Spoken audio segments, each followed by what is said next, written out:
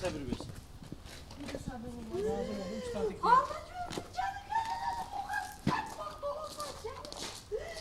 Gəlin Rusiyada yaşayırdı, bəli. Ailə qurandan sonra Rusiyada yoldaşı ilə yaşayırdı. Hardasa 2 aydır gəlmişdi. Yoldaşı göndərmişdi ki, Yed anamın qulluğundadır.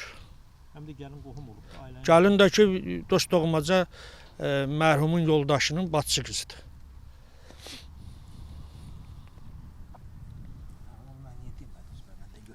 Nə olub? Biz dünənləri eşitdik ki, bir haqq hesabı kameranın görüntüsü ilə bilinib. Bəs belə gəlinin qardaşı onu boğublar. Qalacaq xeyirli.